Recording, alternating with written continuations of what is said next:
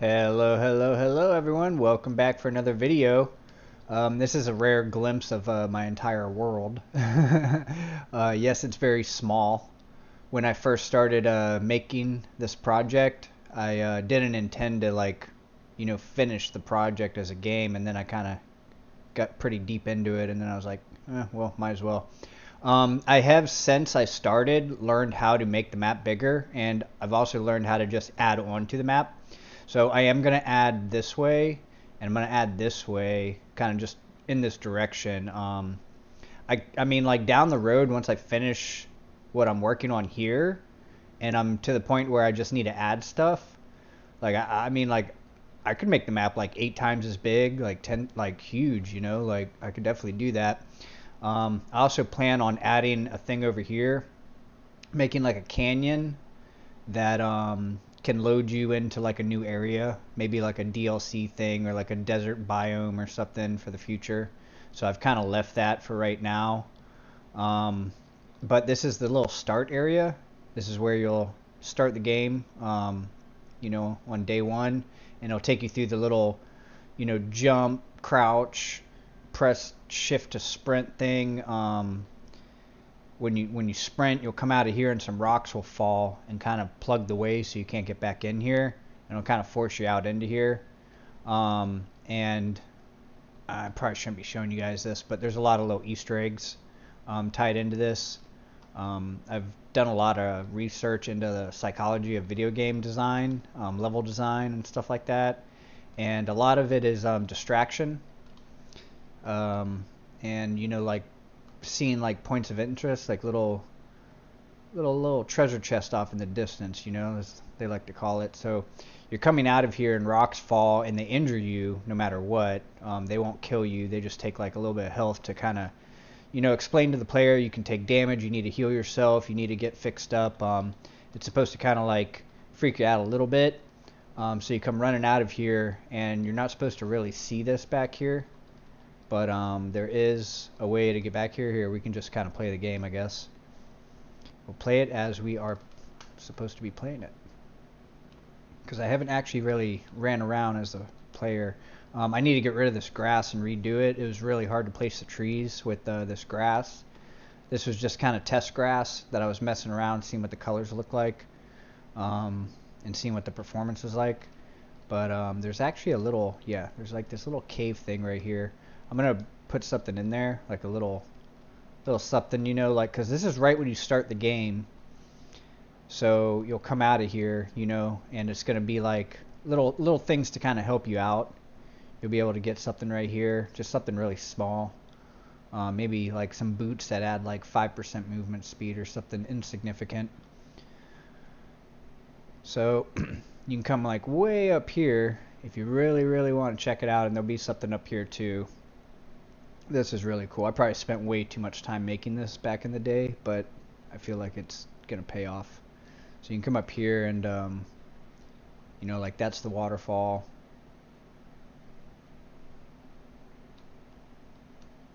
You can kind of just like see everything. It's pretty cool up here. I figured you could put like a skeleton up here, and it could be like something like maybe start a quest, something like a peaceful death, and like you have to go find out like why this guy like died or something, and like I don't know, send you on a little journey.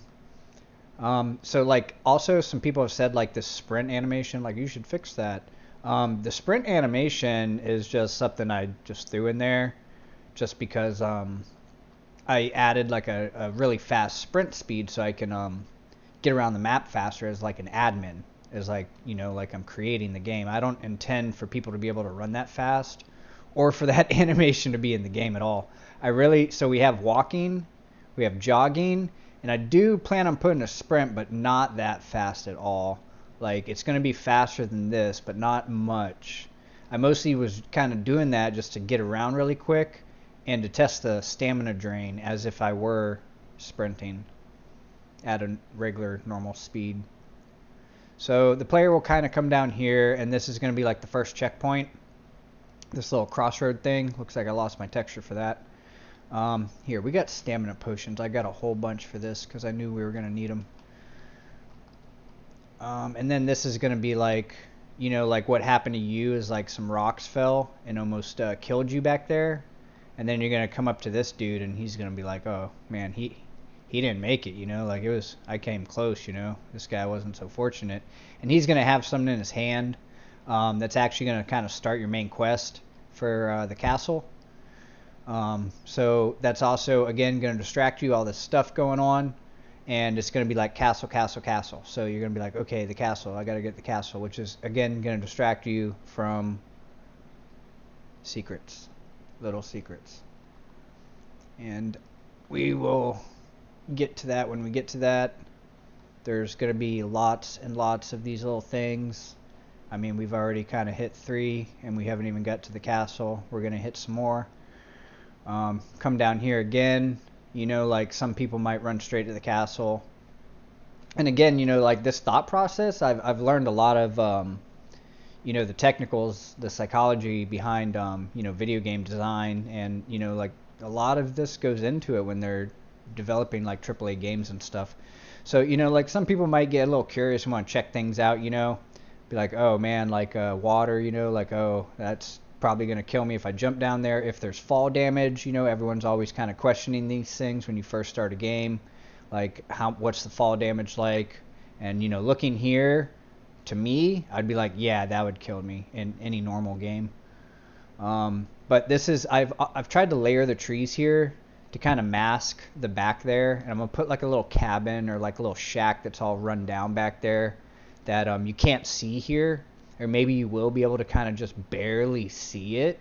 And then players are going to be like really kind of like, oh man, what is that? I found something secretive, you know, like should I try to jump down there? Like, ooh, maybe I should jump in the water, you know, like, ooh, I thought of like a trick, you know, like this is how you do it. But then there's no way to actually get out the water over here.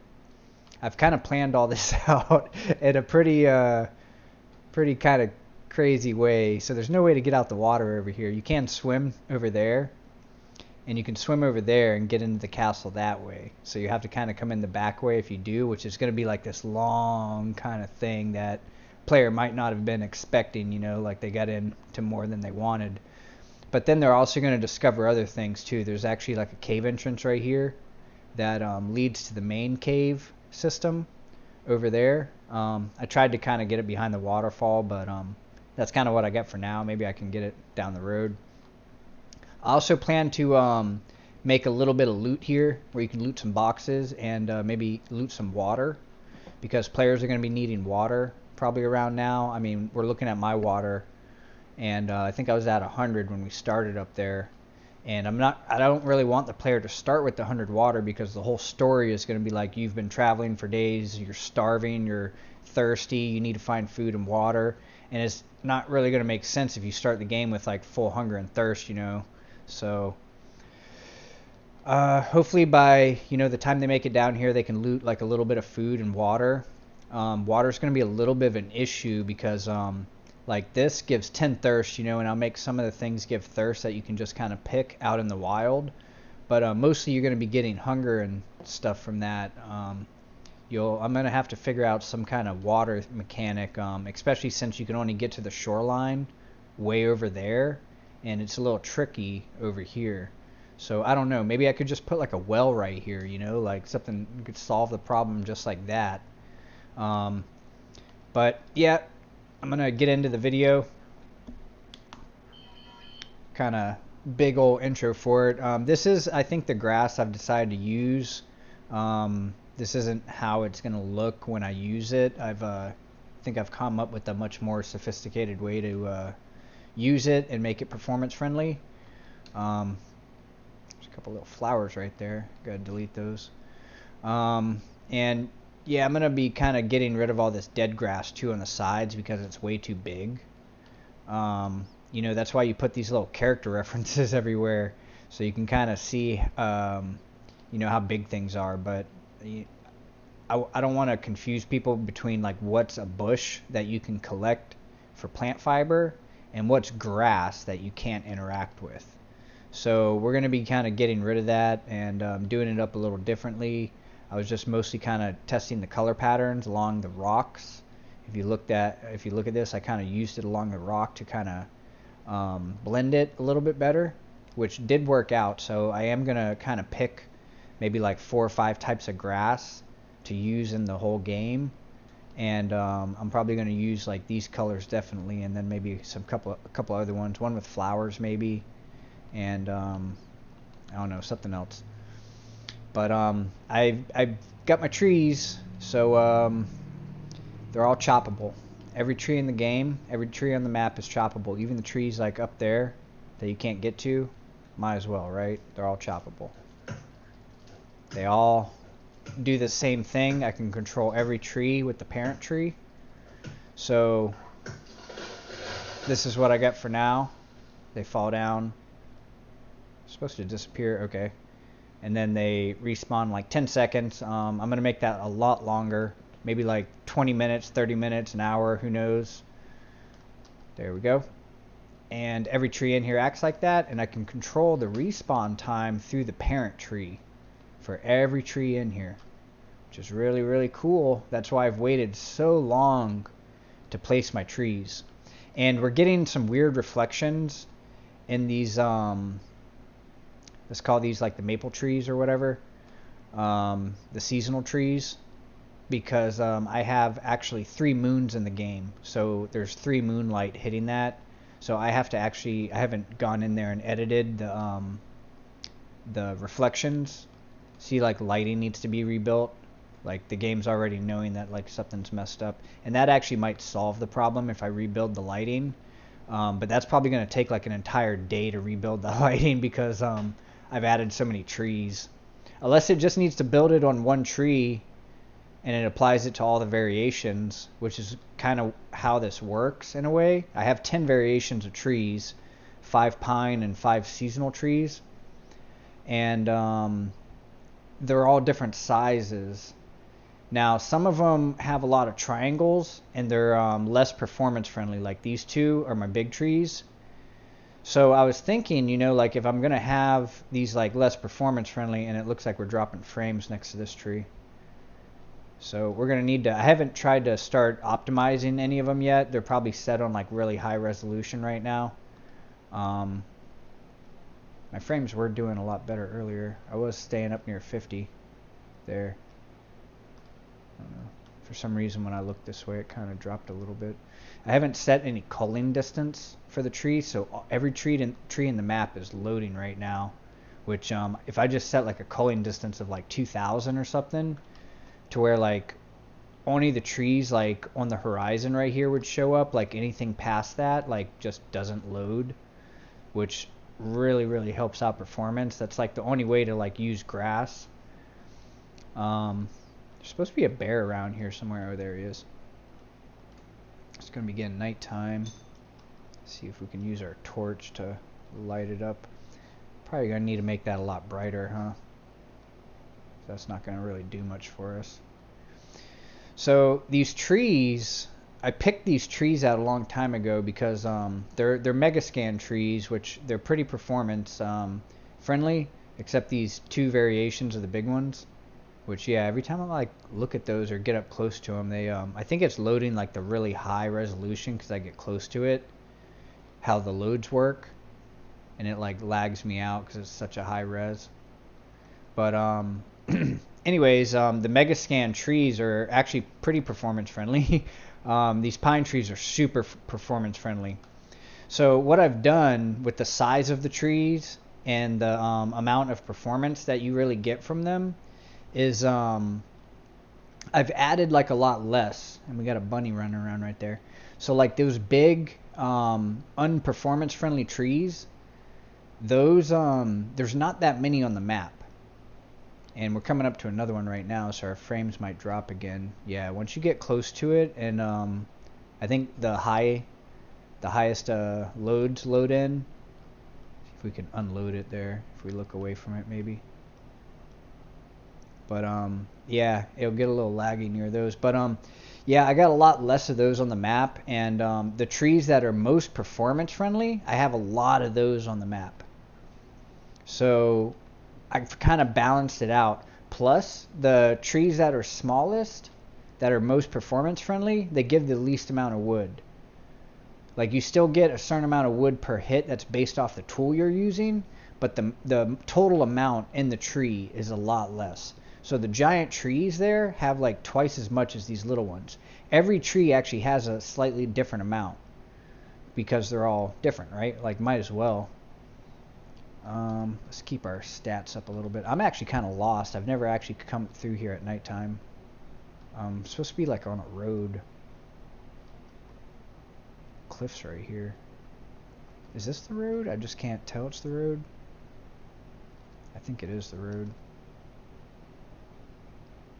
I'm gonna have to kind of do all the textures again now that I got the rocks down. I think I'm gonna go place, or the trees down. I think I'm gonna go place all the rocks, and then I'm gonna go over the texture of the ground, and after that I think we might add the bushes and then the sticks and stones on the ground, the small stones and sticks, and then we'll come through final and like add the grass. I think the grass will be the last thing. So this is looking kind of crazy with the sparkly trees. The lighting is definitely doing that. We'll try to fix that before the next video. I probably just need to rebuild the lighting, like it's telling me up here. It's just those trees because I've set the seasonal strength affects these trees and it doesn't affect the pine trees.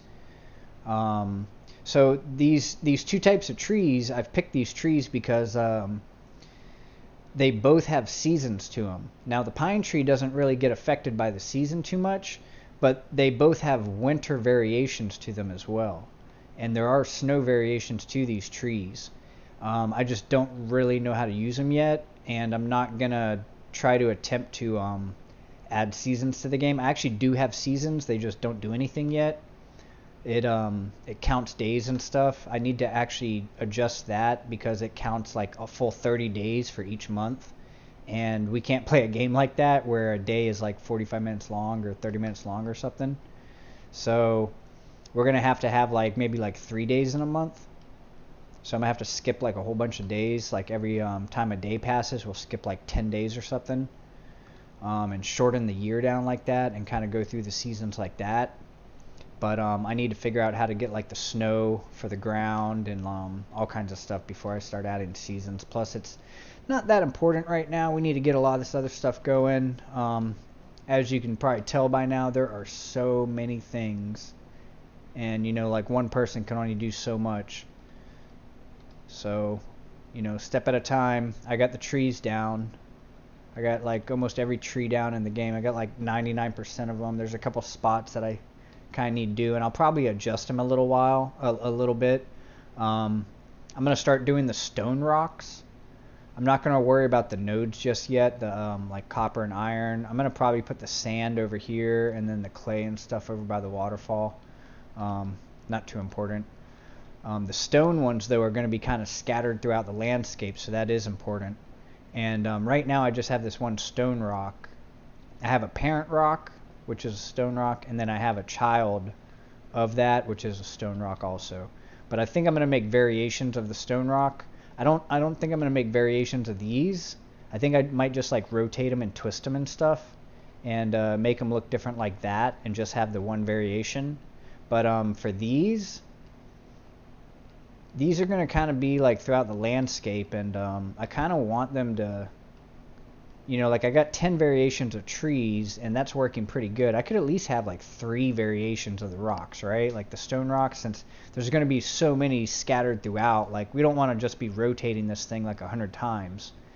So if we had like 3 or 4 or even like 5 variations of the stone rocks, that would be pretty good. Different sizes, you know, and different shapes, and then we could you know, spin them around also to make them look different, just like I kind of do the trees. I spin the trees. Every tree I placed out here, I placed by hand, which most people, when you're doing this, you do not do that. But I've played so many games that use the foliage paint mode where you can just paint stuff down, which I will use this for the grass, but I've played so many games where they use that for the trees and rocks and bushes, and everything is like a uniform pattern. It might make like a nice pattern, like, you know, randomizing it, But when you run for like 20 minutes across a map, it's the same random pattern over and over and over and over again, which is a pattern. A random is a pattern, you know. So that's one thing I've really tried to focus on here is kind of, and I've lived up in the woods, you know, like out in the country, like quite a bit in my life. And I kind of know how like trees grow and stuff. They kind of grow in like clusters. They don't really grow like uniformly across the landscape, you know. So like, and like smaller trees kind of sprout up more in the open, and like more where there's bigger trees, there's not really any small trees because they're kind of smothering them and stuff. So like I've tried to kind of make it a little realistic here, like what you might find. And once we get our bushes and our grass and our rocks in here, it's really going to start popping, and you're really going to start seeing that. I spent a lot of time on adjusting viewpoints, which is another thing. Like I talked a lot about that as we were running down from the start point to here. But I spent a lot of time on viewpoints, especially from like this viewpoint. This was a main viewpoint when you're coming up to the castle, because you're going to look this way. You're going to be like, oh, a road goes this way. There's my trees. And like, okay, I'm going to go up the castle anyways, but this is where I'm going to come back for trees and to go exploring, you know, because this is the first area since I've come down from the start of the game that opens up. Like I got my castle up here, you know, and that might be that. But this is like the first open world looking area. So like this is going to look real interesting to the player. He's going to be like, okay, take note of this, you know. And I wanted it to really captivate and also hide some things. Like the cliffs are way too big. I realize that now that I got my trees in. They are way too big. I'm going to go back and make those much smaller, which will make them look a lot better because they'll be higher resolution. They're going to be a lot smaller. Like up here is still going to be a lot of big rock because the story is you're coming down out the mountains, and we'll have rock all over here because it's like going into the cave of a mountain, and maybe over here because you're going into the canyon. But over here, you know, we're going to extend the map out quite a bit eventually, and I'm going to get rid of these mountains in the background and kind of maybe make like an ocean back here in the distance and kind of make it seem like it's sloping downhill, like you're up in the mountains rather than like in a crater in the mountains. I'm going to kind of make it look like you're looking down, like up from a really high elevation, which look really cool. And I'm also going to make, you know, like I'm going to keep a little bit of rock here that pokes up, but most of the rock is going to be kind of hidden by the trees from your viewpoint down here. The reason I want to kind of leave a little bit here is so someone, when you're walking through here and coming up here, you kind of be like, okay, there's something over there behind the trees, you know, and like maybe I can kind of see it through there a little bit. And that's the whole thing, is like, you know, like you're looking and like you can't really see much. A lot of it's kind of hidden, you know, like you can't see too far into the woods. Some spots kind of open up a little bit, like right here, and you're like, oh, okay, like is there something down there, you know, and like you might see the bear, and you're starting to, by this point, you're starting to see glimpses of the mine over here, which is going to be the copper and tin mine. I don't know if I'm going to put iron here or not, but that's kind of why you want like a little bit of a rock formation here to kind of draw the player over there, and to like, you know, like let them know there's something over here to come explore. But you also kind of want to hide what it is to keep them curious, you know, to not really know. Maybe there's enemies over here and you want them to get a little bit too close before they even see the enemies and be like, oh shit, and freak out, you know. So there's a lot of little things you can do like that. Over here I was thinking, we got this little thing back here, which once I make the cliff smaller, this might kind of go away, but I might put like a little bandit outpost here with some NPCs, I don't know, or just like a bunch of bears or something. So like entering the pit from like the road, like following the road into the pit, is actually not going to be good because you'll aggro all these things. So you'll have to learn as a player to kind of like cut into the woods here and kind of enter the pit from like this back part, so you don't aggro all those enemies over there. There's like a lot of things you can do like that, you know, with the map. And little things. I was thinking this little hill right here could be like a little POI, like a little campfire, little bandit outpost or campfire POI for like a quest or something, you know. There's all kinds of little things. Little nook and cranny right here. just every little thing, part of the map, you know, you can kind of turn it into something. You can make little clearings in the middle of the woods, you know, and kind of put like something like right there. Kind of just let it kind of evolve as I was like filling it out, and just try to make it natural as well. Randomize it a little bit, but also kind of make it what you might see with what's going on with the landscape. You know, put little denser areas with the bigger trees, you know, and then like kind of cover in some these lower bushes to kind of block view and stuff like that, so you can't really see like deep into the woods. Kind of gives it like a very covered kind of feel. And once I get the bushes in here, it's going to be even more so. I can control that even more. So it's going to really look good, because I'll be putting the bushes like a little bit more out here, and we'll have like maybe some crops, you know. I'm going to have to maybe come up with a respawn thing for the crops, maybe randomize it so you get different crops respawn. It's not the same one every time respawning, like a tomato respawning right here, or like a cabbage respawning right here all the time. So I'll need to make like a randomizer in that respawner for those. Like these kind of have built-in respawners on them. That's why I've waited so long to place all the trees, is because I didn't have the code ready enough to place them all. Now I have a parent tree that isn't even in the game. It's not even placed in the game, but I can control a lot of the variables for the trees with that, all the important ones anyways. And then I have all the variations of the trees that I can go in specifically to this specific variation and then edit it, and it will change the look of every version of it out here. So I think I'm in a pretty comfortable position for putting all the trees on the map and not having to delete them all and redo it, which I've actually have placed trees on the map before and took them all off before a couple times. That's why I've been so hesitant also. Same with the grass. I've just kind of kept this area right here for like little area that I was, you know, this was my what I liked, what I came to enjoy. Especially coming down out of here, it's like a little bit more dead. And we might have some dead trees to kind of add to that atmosphere of like we were starving and dehydrated coming out the mountains, you know.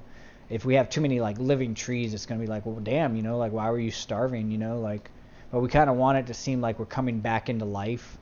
So I'm kind of going to make this seem like really dead. I might need these trees here to kind of hide this stuff, but mixing in the dead trees, you know, kind of might give it that look, and maybe get rid of the green grass and just put like brown, mostly brown shit or stuff up here, sorry. But yeah, there's a lot of thought going into it, you know.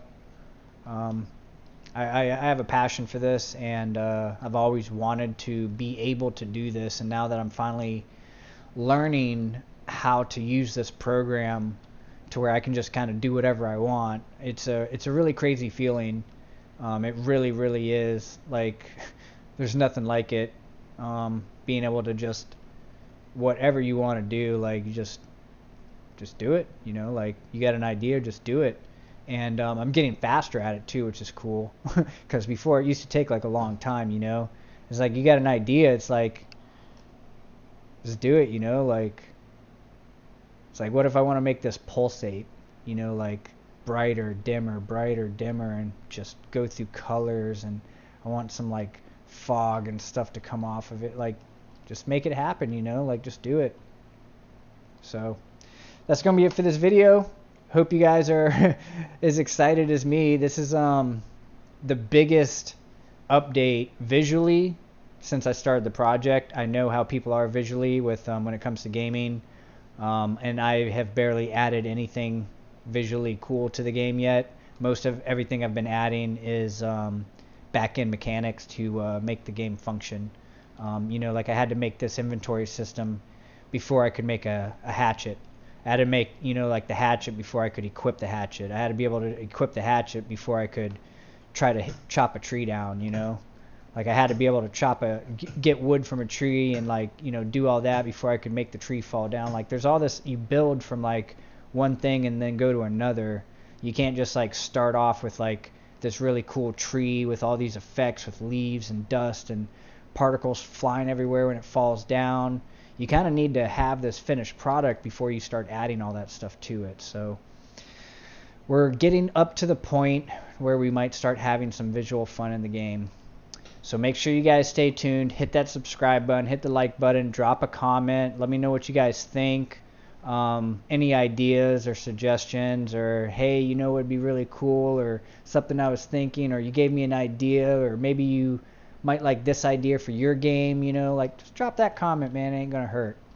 So see you guys, take it easy.